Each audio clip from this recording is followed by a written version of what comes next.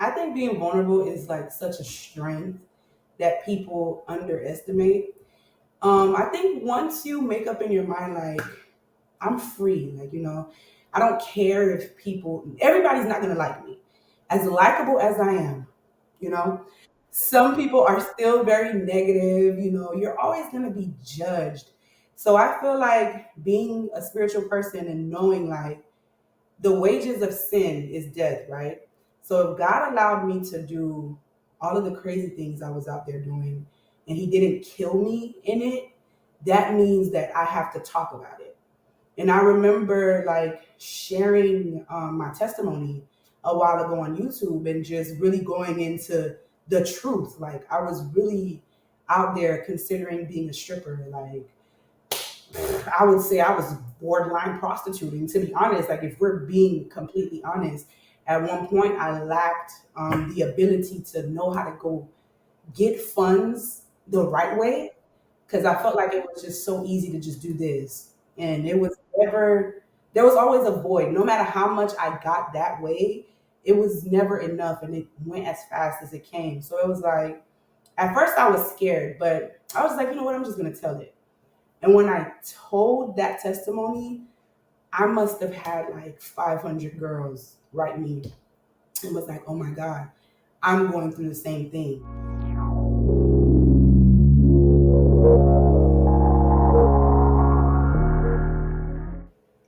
Hey, welcome back to the Triggered AF podcast. This is the number one place to explore the triggers that shape our lives with some raw honesty and some unfiltered conversations.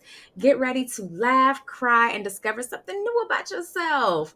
You can either keep spiraling or you can deal with your triggers. I promise you, it really is your choice, no matter what your mind may be telling you, okay?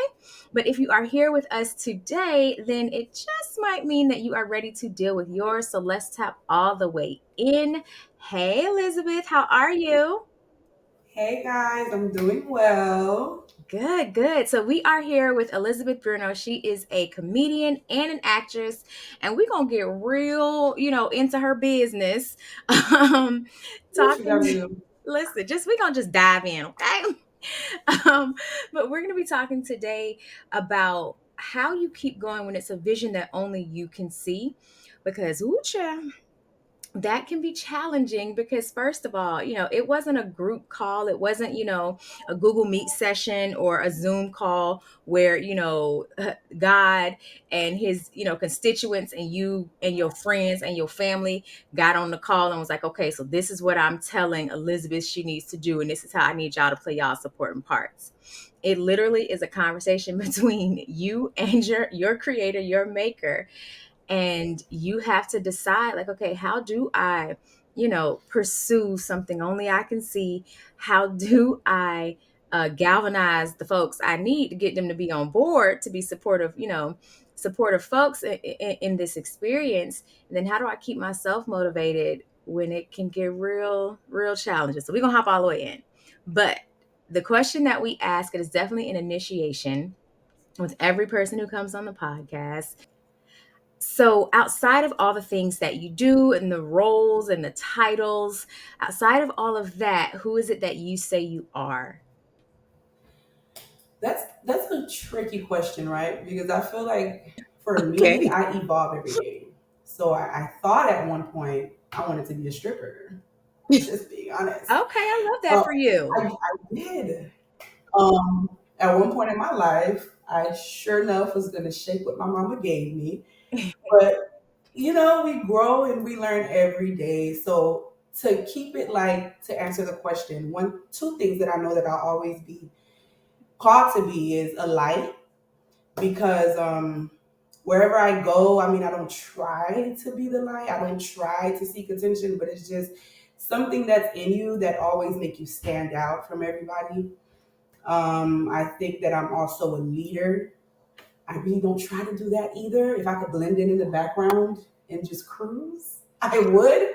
But So it's would always I. kind of like an inevitable responsibility almost. Like it's just Yeah. like you're here, so you're gonna be this person. Yep. I love it. A light and a leader. I love that. There's definitely can be a heavy responsibility that comes with both.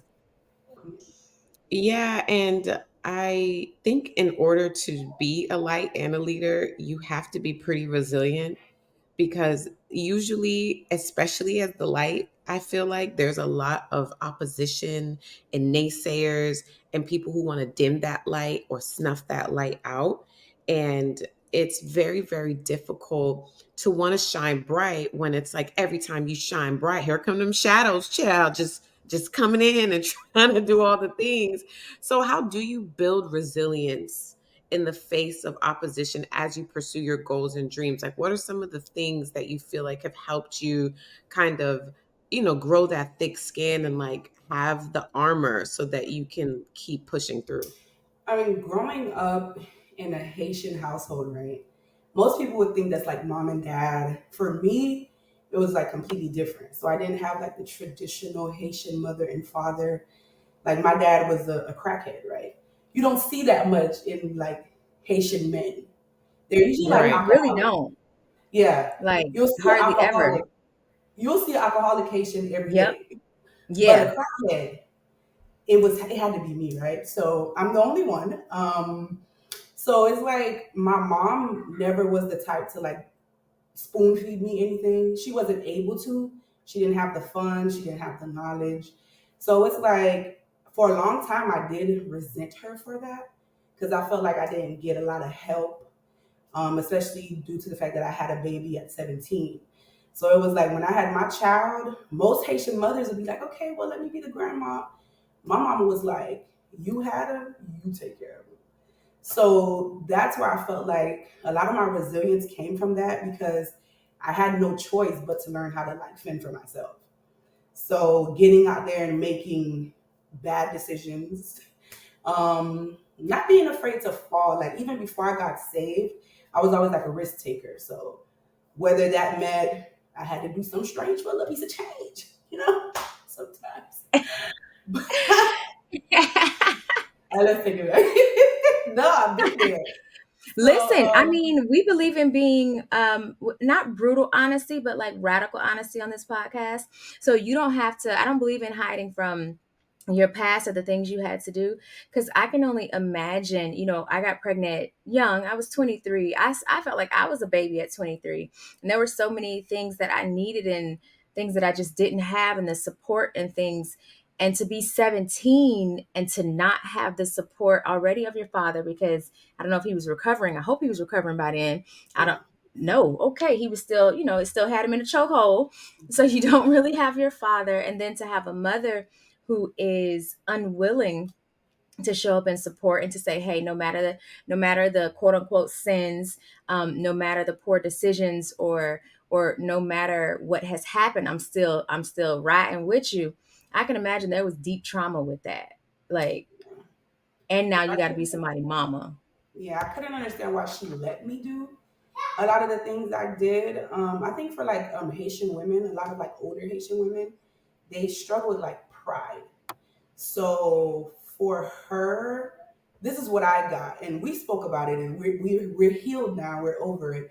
But in those times, I felt like she didn't care what I was doing, as long as Mm. I was able to help her pay the bills, so that her peers wouldn't see her on the street, or her peers wouldn't see her like struggling. So I felt like at that point of her life, just keeping saving face was more important than me being out there doing whatever I was doing. So Mm. yeah. Yeah, that I could imagine was heartbreaking. So I know you said having to being forced to become resilient because she left was or not left but kind of left you to yourself. So you were forced into the resilience lane, like, oh no, you coming over. Yeah, see, Exactly. and that's my thing a lot of times when we talk about Alicia, we talk about like the gentle parenting Hmm. and like the way people are being parented today. I'm just not seeing the resilience and the tenacity It and doesn't exist. tools that you kind of need to weather life being imparted because it's really not something you can um, teach someone in a book. You No. know what I mean? Like resilience and things like that. I feel like clearly, like what you're saying, Liz, is like built through your experiences and through happenings in life and through like adversity and things coming at you. And then you realize, like, okay, like, don't do this. That's a notch in my resilience belt. Don't do that. So it's why I'm constantly conflicted, especially in my own parenting style, with like just how gentle I want to be, because I just don't know if that approach, and not saying that you're obviously your mom's approach had some traumatic effect on you, but I'm wondering sometimes if we're shielding our children so much that they're not able to build the resilience because they don't have the adversity, as opposed to, maybe not trying so hard to be perfect. Does that make sense? Like, Yeah. I'm always conflicted every time I hear stories like yours where, down the road, you look who you are becoming and who you've become. Is this shielding from trauma really going to help us as a society or not? Shielding to the level that we're shielding. Obviously, trauma is not great, but I'm just saying, like, the levels and the lengths that we're going to like cocoon these children until they're 25. Like, what kind of human are we going to be creating in that process? It's just a random thought, but every time I hear somebody tell their story and how rough it kind of was to get where they are, it's like these kids ain't gonna have them stories. They're gonna Yeah. be like, well, in 8th grade, I got that ninth place trophy, and And be Ninth happy with grade. that. See, I could definitely tell the difference, like, because I have a younger brother. And my mom, she was older when she had him, so she learned more. She became more mature, got saved, and so she shields him. Like, and he just turned 21.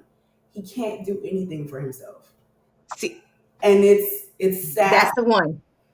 Like he has That's the to one. call me for everything, and I'm like, when I was your age, I was out there like battling, and Yeah. I can't even say that I'm upset anymore with the way my mom handled me because I feel like it made me who I am. And if I right, wasn't treated that way, I probably would have been just like him, not able to fend for myself. Like he doesn't even know how to use the ATM. We just had an argument about that the other day. I'm like, how do you just go through life and you're just cruising? You just don't know how to do anything. So that's yeah, definitely a big thing with back then parenting and now parenting. There's a difference. mm-hmm, Yeah. I think what I always propose is so. I think it's the Greeks who say, it's always best to live in moderation. I am not a gentle parent. I will never be a gentle parent if I ever have any more children, which, I'm on the fence, leaning towards, heavy in the no side. Heavy. Like I've been sitting there. I had one 14 years ago and I just been chilling. Um, However, I am a very, very intentional parent. As Danny, I'm super intentional about, I don't believe I'm raising a baby. Yes, I may have had a baby, but for me, by the time you turn one, you are no longer a baby. I understand you can't speak and do all the things very well and all that, but at one, by the time we hit one, I'm now imparting things to you that you are going to need. You may not be able to respond to me in words that I'm going to stand, but I'm teaching you valuable lessons about accountability, about responsibility, about cleaning up after yourself, about eating certain ways, about, hey, no, we don't watch this, or hey, no, this is how we do things as a family. This is what your part or your little role is in the family, because children understand. For me, you're raising a human. So for if I was your mother in that situation, and I'm not at all blaming her, this isn't that type of show, but what I'm saying is you can still require somebody to own their own mistakes while still providing a safe place for them to land. Yeah. So that to me is where I do like some absolutely. small part of the gentle parenting mantras, but most of that stuff, like, oh, never raise your voice, never hit them, girl, boy, bye. In my house, there are going to be some consequences, and if I can't get to you through words, cool. We'll get you through some actions. We gonna figure this thing on out with these good actions, okay? Yeah, and Liz, you mentioned that you were married and you have children, and I know that even just for me, adjusting to life and trying to pursue your goals and your dreams in that family structure can be very challenging. Oh yeah. I know that women are superwoman and we do all the things, but there's a lot of challenges. So, how do you navigate the changes that may come in your relationships and in your family structure when you decide to take a big risk, like, like you pursuing a career as a comedian is a big risk, like that's a Yeah. huge risk, right? Mhm. So what does that look like in your home and in your intimate and your close relationships when you are trying to go after something that is not, I'm sure you don't know a lot of other comedians in your family, right? One. So what does that look like for you? What has that journey been like? I mean, I feel like God really blessed me in that area because I have like a really supportive husband. And lucky for me, he's a realtor broker. And you don't see all his stuff back there. He's pursuing architect right now. So like he's able to kind of like maneuver his schedule very well, like around mine. So that's why I'm able to do so much. And then having good like what are those people called? The his side of the family, mother-in-laws and father. In-laws. Yeah, the in-laws. Having good in-laws, they're so helpful. I'm Oh, so blessed for them. Like his mom, she would wake up 3 a.m. if I called her to get the baby, and they're all so supportive. So I think yeah. God put me exactly where I needed to be in order to pursue something so bizarre in the Haitian community, like comedy. Because my mom was Yeah. not for it at all. She was like, Yeah. "You funny?" Like, no, you're not. And I was like, until she came to like one of my sold out shows and she was like, okay, I get it now. You know what I'm saying? So, they're all about lawyers, nurses. That's why I even became a nurse because she pushed that on me. That was another Yeah. thing. I was like, how you gonna try to force me to be a nurse? But what you doing, girl? Like, but I'm thankful. I'm thankful. I'm thankful. No, I really like that. It is I think at their core, they didn't know how to express it, do it well. Our mothers in that generation, like millennial parents, like not actual millennials, but our Mm, parents, they were a truly traumatized bunch. They were traumatized. They had no tools. I mean, no tools because they didn't have time to develop any tools because they was having all these 50, 11 babies and having to take care of the babies and the They're husband. working. Yeah, the husbands, they were working too. They had like 3, 4 jobs because children are jobs. I don't care what nobody say. Children are jobs, husbands are jobs. They're not bad jobs. You enjoy them most of the time, at least for many people. But they're still it's still jobs. It's still a role of responsibility. They have to be taken care of because again, I believe in intentionality with your partners and especially with your children. So it can be a lot. The weight can be heavy. Heavy is the crown. Heavy is the head that wears the crown. But what are some ways that you manage your own like mental anguish that does come when you're going after your dreams? Like there are statistics around entrepreneurs having really, really high rates of depression and anxiety and suicidal, ideations. It can be a lot. So how do you handle all of that, especially with your children? Because you are a trooper. You have more than one. Thank you. I mean, I really think like the first step of that is just to really just acknowledge that I'm battling right now.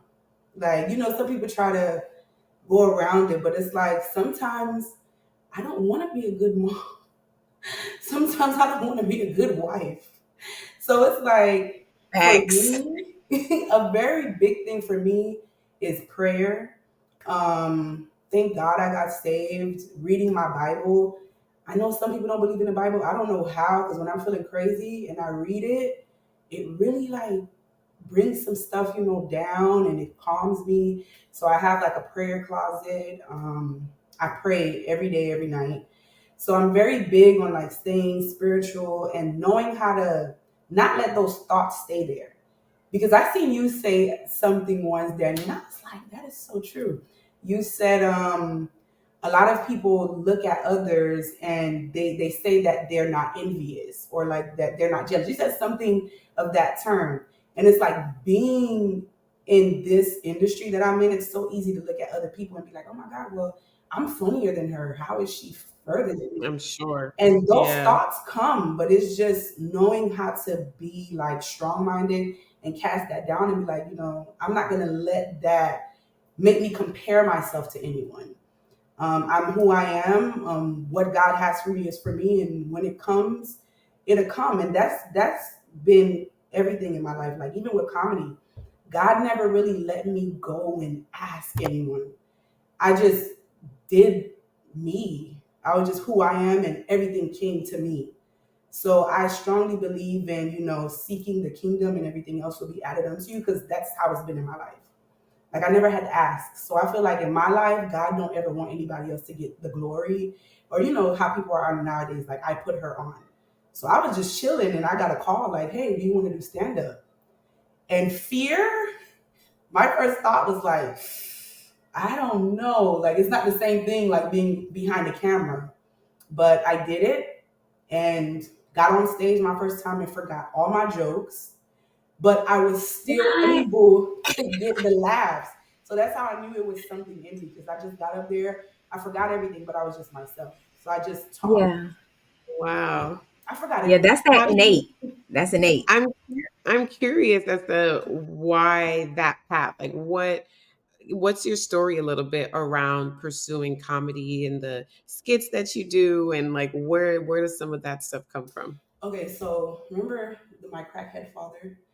Before he became that, he was really funny. Like I can say I got that from him. Okay. Like he's hilarious. Oh. He did the dumbest things, and he wasn't always that way. He started to Yeah. sell it, and then I guess he just started doing it, and he just got lost along the way. But he Yeah. was always funny. So even though things weren't great in my house when I was growing up, like we had laughter, like we would laugh.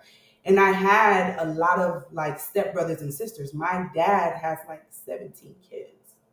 Yeah.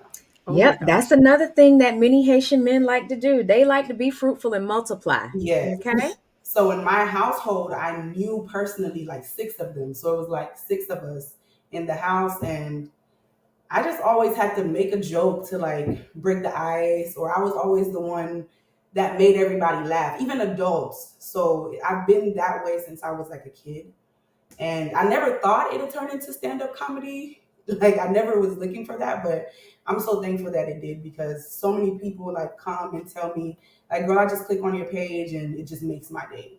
So I know that's definitely a calling that, God has on my life. Yeah, I will say before Danny introduced me to you, it's funny enough, I had found you on my Explore page, and it was a particularly tough day for me. Danny will tell you, I've had a very interesting past few years, and it's been incredibly challenging. And I was having a particularly tough day that day. And I just went on your page and I just laughed and laughed and Oh, laughed.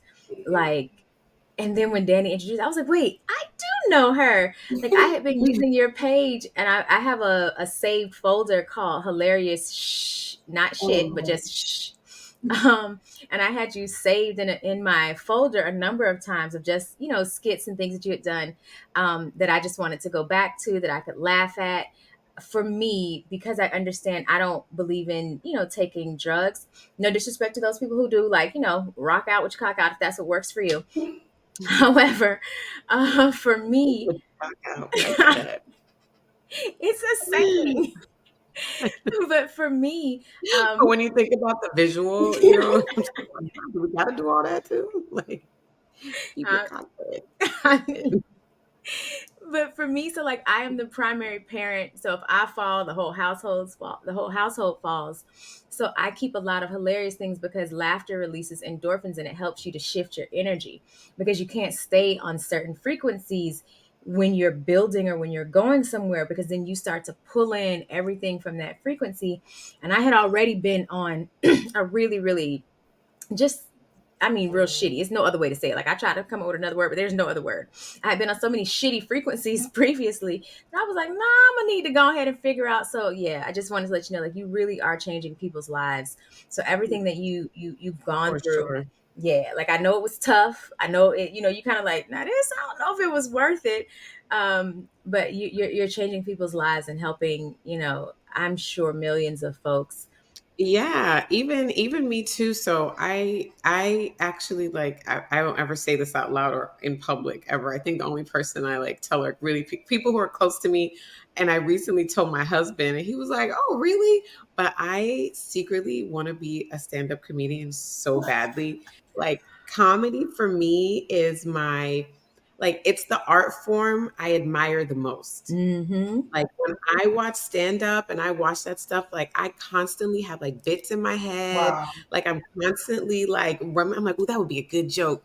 And just like, when I say love it, it's just like my little secret, like thing that I keep close to my heart because I just feel like I just don't have like the balls to really do it. But I'm like working myself up and then I You see should your try stuff and it. I'm like, I remember going to you had a show not too far from me and we were supposed to go, but I had a baby.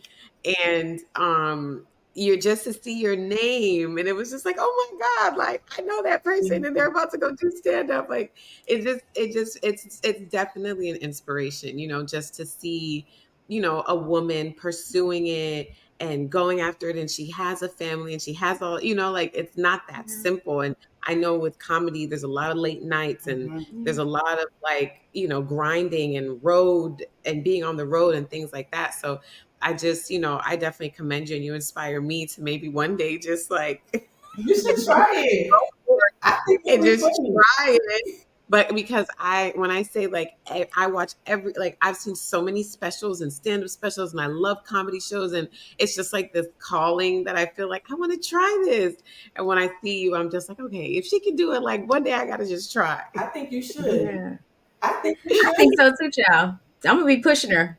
But we talked a little bit about like how you manage that mental anguish, and you said something that really made a point to me. You said it's the acknowledging and saying sometimes I don't want to be a good mom today, or I don't want to be a Mm. good wife today, but that requires a whole heck of a lot of vulnerability, like to openly and honestly say that. So do you believe that vulnerability has played a part or aided in your success? And if so, like how so? I think I think being vulnerable is like such a strength that people Mhm. underestimate. Yeah. I think once you make up in your mind, like, I'm free, like, I don't care if everybody's not gonna like me. As likable as I am, you know, some people are still very negative, you're always gonna be judged. So I feel like being a spiritual person and knowing like the wages of sin is death, right? So if God allowed me to do all of the crazy things I was out there doing and he didn't kill me in it, that means that I have to talk about it. And I remember like sharing my testimony a while ago on YouTube and just really going into the truth. Like I was really out there considering being a stripper. Like I would say I was borderline prostituting, to be honest. Like, if we're being completely honest, at one point I lacked the ability to know how to go get funds the right way because I felt Hmm. like it was just so easy to just do this. And it was Yeah. never, there was always a void. No matter how much I got that way, it was never enough and it went as fast as it came. So it was like, at first I was scared, but I was like, you know what, I'm just going to tell it. And when I told that testimony, I must have had like 500 girls write me and was like, oh my God, I'm going through the same thing. Like, I have a sugar daddy. I don't know how to shake him. Like, it's so easy to just call him and get what I need. So once you start, and I think that's like the first step of really healing, just saying, like, yo, this is really what I was out there doing. Like I did that. I Yeah. was dirty. I was nasty, but I'm over it now, so I could talk about it.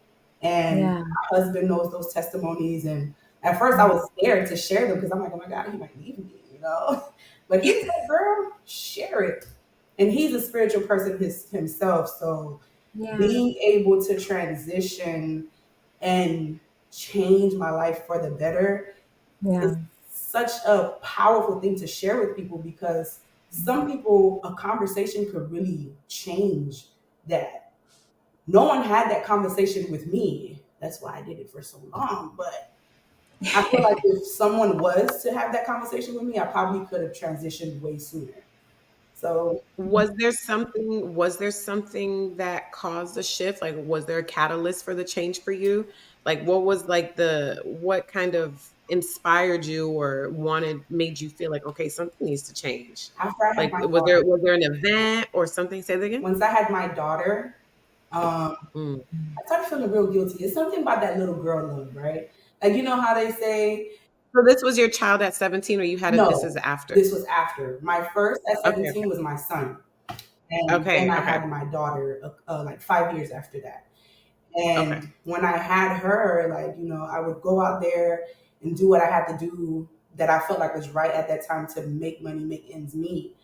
And when I would come home, I'm like, I have my little girl on me and I just been with this guy, that I'm not gonna take serious. I'm literally just using him. And then it was like one incident that happened that really changed me was my little brother was really young at the time. And one day I had like two guys in the house. We're gonna be honest, right? I had like two guys in the house. And when they left, he was crying. So I was like, why are you crying? And he was like, well, who are those people and whatever, what y'all was doing, what were y'all doing? And I couldn't even explain it to him. So I started going to church. One of my friends invited me to church and I started going. And I started to really hear the word and had the urge to just apply it to my life. And I started to feel so dirty. And when I say dirty, I mean like I felt like I had like literal spirits like on me to the point where I felt like I wanted to scrub them off. Like I can remember one day being, you ever seen Set It Off? When she was in the shower, Yes. it was like, that was Yes. me. Like, I went through that. Yeah. And Like, we talked about that too on one of our episodes, the pros and cons of being a slut. One of the I should have been. I told you we get real honest on this podcast. We don't it ain't fluff, it ain't fake. It is what it is, it ain't what it ain't. But we literally talked about that. Like one of the cons of being, more free is everybody who you sleep with, you take on their energies and it can be real hard. You start battling demons and things that They ain't wasn't even even yours. it's not It wasn't yours. You're yours. trying to figure out where this come from. It's because you keep laying with everybody. Whether I know people like to make it, oh no, be free. You're a woman, do what you want to do. Yes, and our bodies are literally biological women. Our bodies are literally fashioned to absorb and to reproduce. Yeah. Absorb and to reproduce. Whatever you put in it is what it absorbs and reproduces, creates more of, gets it real, real abundant. Okay. Mhm. And so if you constantly have a whole bunch of spirits and energies, your body is going to do what? Absorb and then reproduce. It's going to flourish, whatever that is. So that whole the feeling of like all those spirits on you, that's a very, very real thing.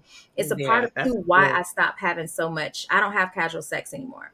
I just don't. I stopped and I enjoyed the hell out of myself. I went to college in Miami and baby, I dated the rich ones. I dated the rich ones. I dated the successful ones. I dated the ones with, the good stuff. I had a Mhm. good time. Okay. Good time. But I feel like Liz, that the I call it the city girl life, Mhm. because one of my good friends used to always he was like, you was a city girl before the city girls. So he would always make that joke, and I remember when I got pregnant, he was like, nah, he was like, your city girl days are done. Oh man. But I want to say that to say that a lot of that, especially with the actual city girls, that lifestyle and that mentality, like the sugar daddies and the this and the that, is very glamorized. Yeah. Before we go, just as a little bonus, because we do have a lot of younger listeners, like in their 20s and things like that. What can you talk a little bit about some of the downsides of this, like using men, sugar daddy, it ain't tricking if he got it, is he spending it? That mentality for women. Can you talk a little bit before we go about some of the I guess just some of the dark sides of that, because I think everybody thinks it's just like, oh, I'm getting stuff and I'm lit and I don't really have to do too much for it and it's worth it because of all the stuff. Like, can you talk a little bit to that from your Yeah, experience? it feels good in the moment, right? And you really feel like you're that girl when you're able to call somebody and just be like, yo, I need this. but like Mm, you're never getting it for free. You're exchanging yourself, like, even if you feel like you only have one. It's like, for example, I know a lot of girls that have like this mentality of saying, oh, I act like a dude. And I used to say that so much, like I act like a dude, like I have a dude mentality because I could just play this and that person and get what I want. And it's like when you understand that you're really battling the spirit and you want to grow, but these things hold you. Like, for it mm, wasn't, when I talk about me transitioning, it wasn't just easy. Like, I wanted to stop so many times, but it was just mm, like I didn't know how not to be hooked on it, because it was like every time I would go out there and try to do something on my own, it was like, oh, it's too hard. Like, it's gonna take too long, and I need this right now. So it's so advertised. Like, we're on the radio talking about the color of our booty holes. Like, why do I need to know that your booty hole yeah. is brown? Like, I don't care. You know what I mean?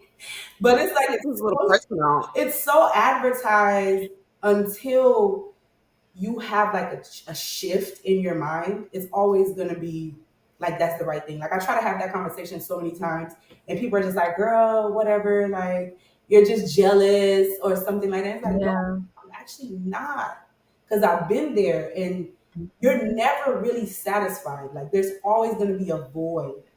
And I feel like getting to being successful on your own, working hard, there's so much more longevity behind it. Like, Yeah. it feels so much better to know, like, oh my God, I did this the right way. Like, I worked hard. I didn't have to sleep with anybody. And it might just sound like it's just sex, but like you said, there's spirits, like there's soul ties. And it's not always easy Yeah. to get rid of a soul tie. And I think a No. major thing in like anybody's transition is changing what you listen to, right? Like, Yeah, let me tell you, for to sure. this day, if I put on a certain song, I immediately start thinking about like an ex or a situation. So Hmm. songs have so much power, like music is so powerful. So Yeah. I had to Yeah. change that. Like, I listen to gospel, things that are like edifying. But sometimes you want to catch a little vibe or whatever. You need a little thump. And I catch myself and I be like, why am I thinking about this person? Let me change that. And Yeah. it's so hard to convince girls nowadays about the music that they listen to because they don't think nothing of it. So, Yeah, I tell my daughter because she's 14, and she has like such an old soul in that she's like a 90s girl. She likes the way the 90s people, the girls in the 90s dress. She doesn't like most rap music for her because she's like, Mommy, why I gotta be a bitch? Why I gotta be a whore? And why he gotta have me sleep with him and all his friends? She's like, I don't want to do that. I don't like that. that's nasty. And then why we gotta shoot people after? Yeah, like we got to go on a run. Like, why we got to do all of that? So I always tell her, I'm like, hey, you get to like whatever you want to like. I just always want you to keep at the forefront. What do you ultimately want? How do you ultimately want to be treated? What do you want your experience to be? I'm not into telling you because it wasn't enough for me. I was raised super Christian, and them telling me that God was going send me to hell and kill me, that was not enough for me. Like, I was like, okay, and I was still having sex in the baptismal pool. It was not enough for me. I I, told you I had a good time in the Lord, literally. um it was not enough for me for you to tell me, oh, God is going to get me because I sinned. Didn't work for me. What did work for me was personal accountability, saying, hey, if you want these results, doing this will not get you there. yeah, If you want somebody to really care about you and to love you and to treat you kind, you won't be able to get there by literally sending your coochie through the mail. That's not how this is going to work. Now, if you don't mind being treated like you're a piece of meat, and yeah, the men will like you because they know like they get whatever you want because you're just an easy piece of pussy, yeah, sure. Continue, sis. I told my daughter, I was like, I'm not into trying to control you and what you do with your vagina. That is your business and your life. However, what I am going to do is tell you, hey, these are the results that you will get with these actions. So if yeah, you don't want these results, you may want to put forth different actions. But I have always given her a choice to decide where and how she wants to show up and when she makes mistakes, because be clear, my good sis has made some mistakes. when she makes mistakes, instead of browbeating her like, oh my God, you're this sinful whore, Yeah. it's a, okay, how did that make you feel? And is this feeling one that you want to keep duplicating in your life? If it is, keep the party going. If not, this is how I would suggest you change this. And then I gave her the book, Power of the Pussy, had her read it and had her write a book report so that she could get a really good idea of, hey, this is the responsibility and the power that you hold as a woman simply because you carry a womb. You were born with a womb. You are a life giver, and there is responsibility that comes with being a life giver, period. This was so good. Definitely. Well, thank you so much, Liz. I just love you and what you're doing, and just how real you are, and the vulnerability, and your mission to just make people laugh, and bring that same laughter into their homes, because they might live in a similar household that you lived in, and it's the laughter that pulled you through. So for you to now provide that to people is just such a beautiful thing. Yeah. So tell us what's next for you. Like, what do we have any shows coming up? Like, what's going on with you? What is on the horizon? Well, I actually do have a show coming up the 30th of this month at the Dania Improv. I'll be headlining again for my second time. It's looking like it's going to be another sold out show, so fingers crossed. And after that, we're going to give birth. And then I don't know from that point on how long I'll be out. But the plan is to continue to keep doing comedy, traveling, and just spreading laughter to the world. I love it. I love it. I love it. So where can we stay connected? How can we get tickets? Like what do we do? Where do we go to get the things? You can follow me on every social media at Elizabeth is Funny 7. The tickets are available at daniaimprov.com. And that's it. I mean, everything I do is Elizabeth is Funny. So you can find me on Instagram, TikTok, YouTube under that name. Excellent, excellent, excellent. You can stay connected with me at Alicia Reese. That's ALECHIAREESE. Also, too, we talked about changing a transformation. We actually have our 7 Agents of Change pack. Trust me, you want to go and get that. It literally walks you through exactly how you change. Once you know you need to, you're going to need some help to figure out how to actually change and how to take what you've done and use that to create what you actually want in your life. So you can go to Triggered AF events because it is an event in your life that you are going to change. So triggeredafevents.com, and you can get that pack right now while it is 90% off, because once it goes, it goes.